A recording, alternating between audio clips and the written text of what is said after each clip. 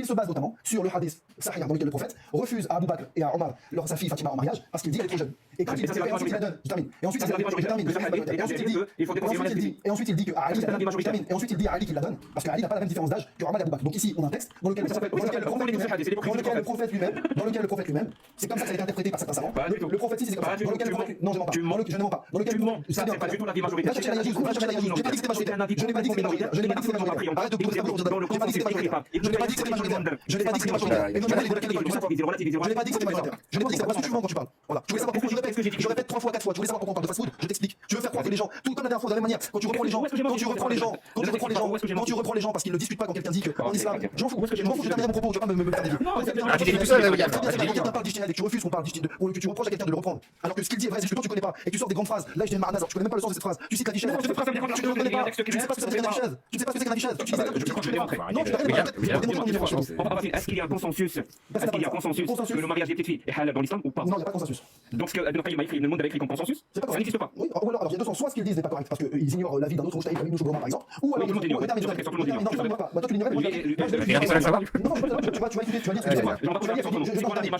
Il y a 3 possibilités. Soit ils ne connaissent pas l'avis, donc ils pensent qu'il n'y a pas de divergence, par exemple, sachant que El Hassan avait le même avis, sachant que d'autres avaient l'autre.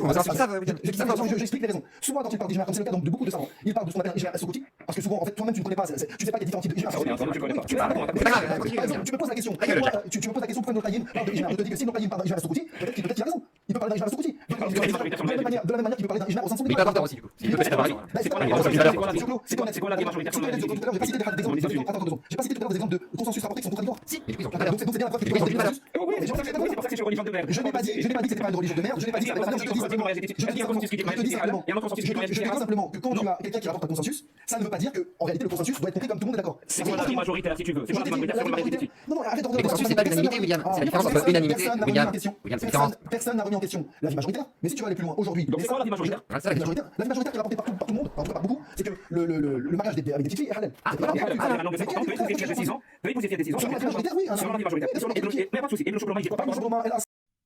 Je suis affligée, bien que cette vidéo n'ait pas d'importance parce qu'elle concerne un peu nos équipes, y compris celles qui se sont scindées.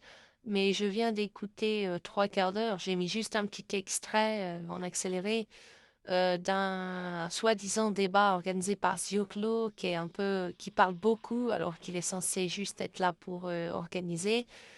Et Jacques et William, bon, je sais pas pourquoi William se fatigue à aller parler avec Jacques Le Fou. Donc je rappelle que moi, je reste neutre, je suis en dehors de tout ça, mais Jacques Le Fou a fait un énorme travail médiatique de popularisation de la pédocriminalité de l'islam, avec très peu de connaissances islamiques. Il connaît le Coran et la Sunna, c'est-à-dire qu'il connaît juste, probablement qu'il ne connaît pas par cœur le Coran comme moi je le connais, donc déjà il n'est pas, voilà, moi ça m'a pas pris des années, ça m'a pris juste quelques mois. Et puis il connaît la Sunna, mais il était en tout cas dans le passé assisté par Miloub, qui avait des bonnes connaissances. Il a strictement, voilà, on est sur un amateur connaisseur. Absolument pas. Voilà, par rapport à William, il ne connaît rien. Et puis il n'a pas compris, il n'a pas étudié. Il mène un combat politique. Mais c'est très bien. Il a fait ce que personne n'avait fait auparavant. Il a fait beaucoup de vues sur la pédocriminalité de Mohamed et de l'islam. Maintenant, il y a des débats entre Jacques et William depuis quelque temps. Je ne sais pas pourquoi William accepte. William, il a une démarche différente. Il a étudié 20 ans l'islam, il a été musulman, il a apostasié il y a 1 an, il a passé 10 ans avant d'apostasier à critiquer l'islam sunnite. Mais il connaît parfaitement l'islam, pas seulement sunnite. Ensuite, l'équipe de Jacques Le Fou, Cassius et compagnie, la Golden Team, eux-mêmes utilisent l'expression islam sunnite. Donc, ils ont une vocation à progresser, s'ils voulaient, en écoutant William, en le consultant, mais en se comportant avec lui comme eux, des élèves, et lui, un prof. Or, pour des raisons d'ego, pour je ne sais quelle raison, ils font des espèces de débats techniques internes, et William se fatigue alors que pourtant il a parfaite connaissance et il est parfaitement conscient que l'islam est un crime contre l'humanité et pédocriminel et que c'est de la merde. Il le sait, William, tout ça. Mais il vient généreusement leur essayer de leur apporter des détails qui ne sont pas nécessaires. Par exemple, moi, je ne passerai pas des heures à m'enseigner, mais si quelqu'un a la gentillesse de m'enseigner, je me tais. Je me tais. Je vais pas aller faire le malin devant William en connaissance de l'islam.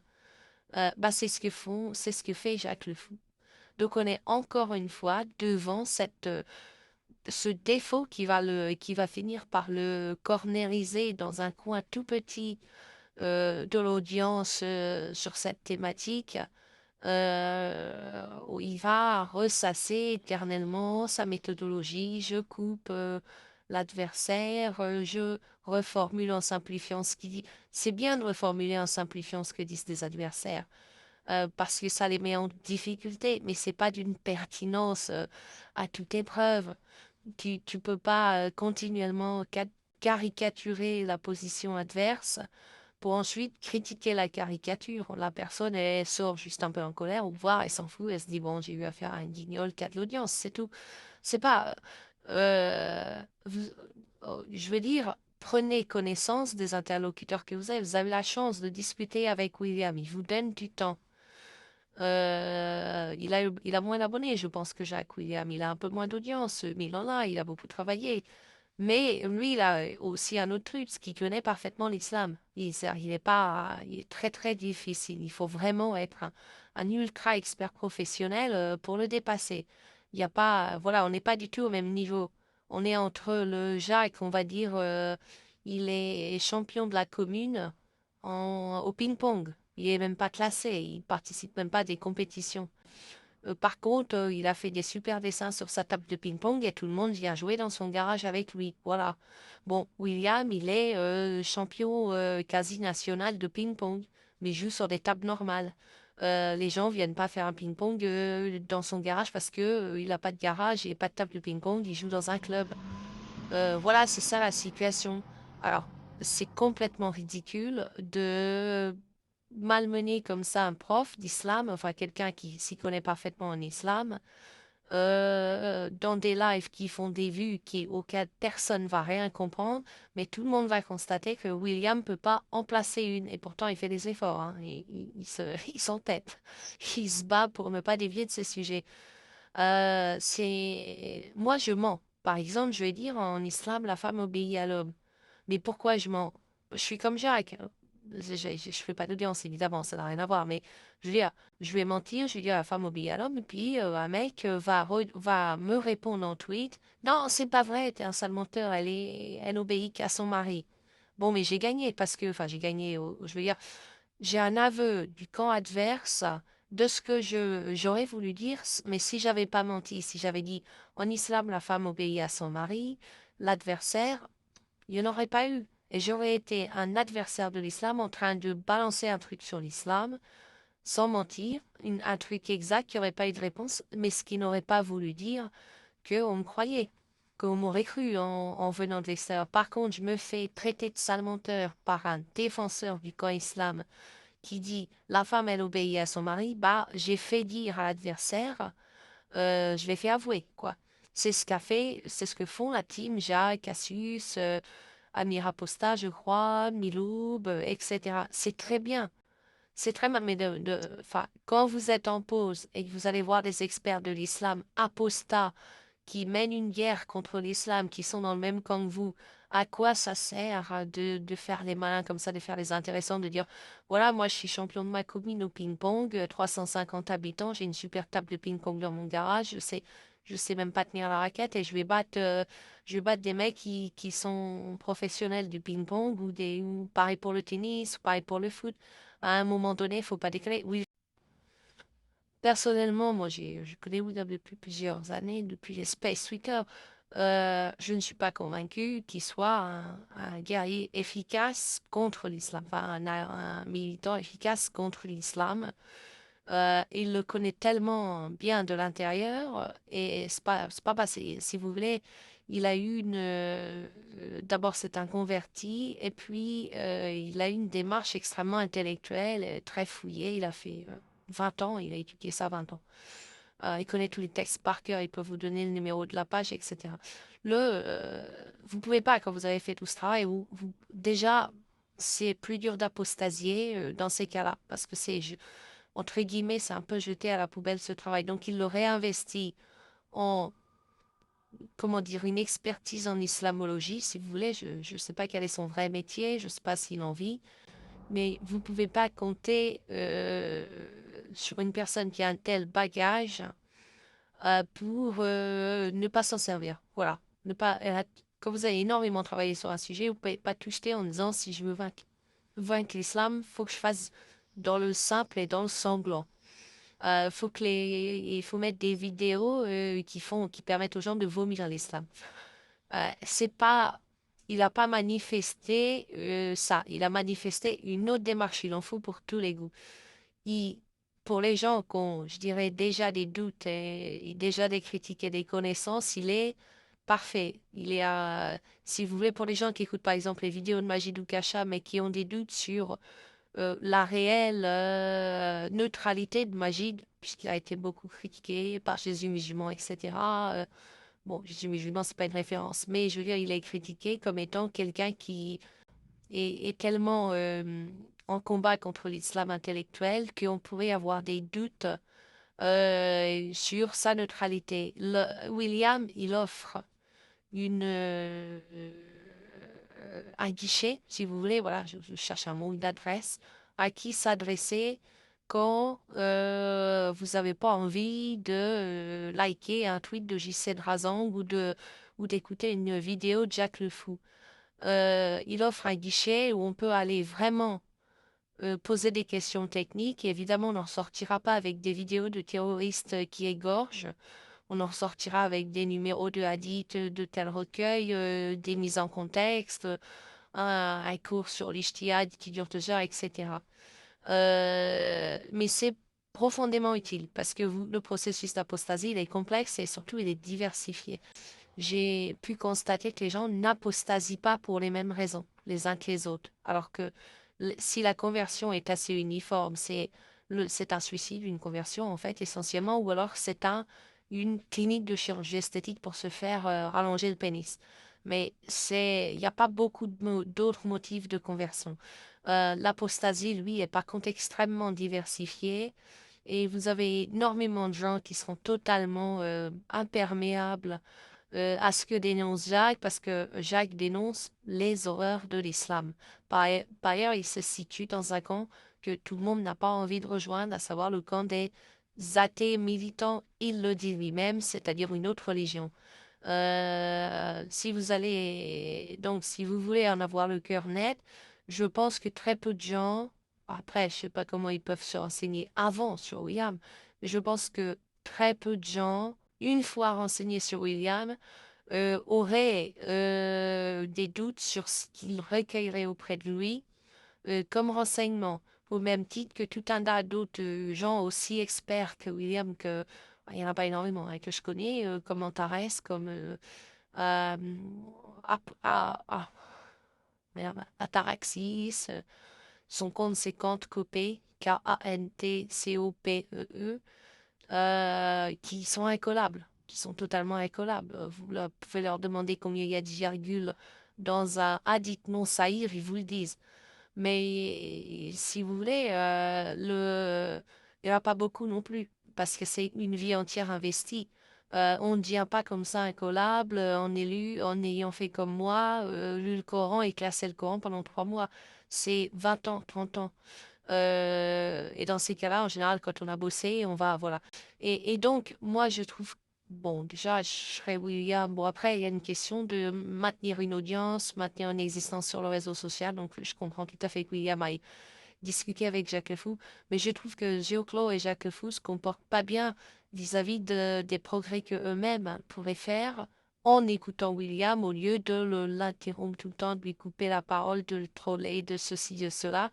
Alors que, comparé à William, bon, Géoclo, il revendique pas beaucoup Colette, mais Jacques Le Fou, je sais qu'il a une image à maintenir. Mais bon, voilà, c'est pas dur de voir que ces connaissances de l'islam sont des connaissances pratiques de militants. Euh, et comme en plus il associe ça au fait d'être un athée militant, ce qui fragilise fortement sa position. J'ai expliqué ça dans une autre vidéo. Euh, c'est là pour le coup, il se tire une balle dans le pied. Alors d'accord, ce qu'ils arrivent à montrer, c'est que William peut s'énerver, William peut être un peu autoritaire en essayant de parler. Et bon, mais pour le reste, tout le monde, il suffit d'aller regarder les productions de William et tout le monde comprendra que bah c'est ridicule. Vous faites du TPMP avec un expert. Alors bon, ça arrive que des experts aillent sur le plateau de TPMP, hein. Je pense à, comment il s'appelle, le mec au cheveux, à de Marseille, qui a ouvert sa gueule pendant le Covid. Merde, je me rappelle plus. Ah, Eric Raoult. Ah, là, voilà, Eric Raoult, ça arrive, mais c'est pas sérieux. Enfin, ça sert à rien, là. Alors que vous auriez, en discutant avec William, ce qui a été notre cas, nous, la team, un peu, que Jacques a essayé de taper, on a écouté les experts. Voilà, on ne voudrait pas. Enfin, moi, j'aurais pas l'idée d'aller donner des cours d'islam à William. Euh, donc, vraiment, c'est dommage de faire ça. C'est du gâchis. Et puis, en plus, ça se voit. Ça, pour les gens qui suivent un peu, ça se voit. Euh, c'est-à-dire que Jacques Le Fou, il donne l'impression de vouloir prouver sur lui-même quelque chose qu'il a déjà prouvé.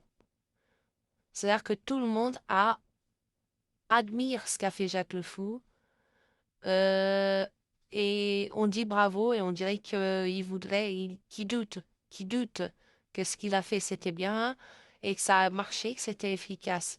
Et à force de douter de lui comme ça, à force de vouloir plus, il est en train de régresser. Il va terminer dans des parties d'athéisme militant et sa singularité va disparaître. On voit un moment où il finira, où ce qu'il a réussi à médiatiser sera effacé par le fait que ça a été dit par lui, si ça continue comme ça. Je veux dire, la pédocriminalité, c'est une monstruosité absolue. Il faut faire attention à ce que ce soit pas caché par le fait que oui, c'est Jacques Le Fou qui le dit. OK? Jacques, il faut qu'il accepte qu'il a déjà gagné. Et enfin, je veux dire, imaginez une équipe de foot qui vient de gagner 3-0. Bon, voilà, tout le monde on s'apprête à remettre la coupe et puis vous voyez 5 joueurs de l'équipe et ils continuent d'aller, ils prennent le ballon puis ils continuent de mettre des buts sur un terrain vide. Et en disant, regardez, on est les meilleurs, voilà. Mais on le sait. Mais qu'est-ce qui vous prend? On le sait. Donc, Jacques Le Fou, il a déjà gagné. Maintenant, il est temps qu'il apprenne. Il a fait, en quelque sorte, il a passé son concours d'entrée dans l'école. Mais ce qui est bien, hein, souvent, souvent, c'est le plus dur. Mais après, s'il refuse d'être dans l'école et d'apprendre et de monter et de progresser, c'est dommage. Et puis, si pour ça, ils prennent des cibles, ils instrumentalisent des connaisseurs pour essayer de les mettre en difficulté, essentiellement avec du coupage de parole et de la caricature, c'est dommage. C'est très bien la caricature. Je suis pour les caricatures. J'en fais constamment. Mais pas au moment d'être à l'écoute de quelqu'un. Il faut séparer les choses. À un moment donné, tu vas simplifier pour faire comprendre un ADN général, mais à un autre moment, si tu veux apprendre des nuances pour plus tard, pour pouvoir affiner ta stratégie, faut écouter les experts. Péter la gueule des experts pour montrer qu'on est le meilleur en tout, ça sert à rien. Voilà. Bon, bah, voilà, j'ai perdu vos. Enfin, je sais pas si c'était vraiment pertinent de faire une vidéo là-dessus. La Terre va continuer de tourner exactement à la même vitesse, hein, même au dixième de millimètre.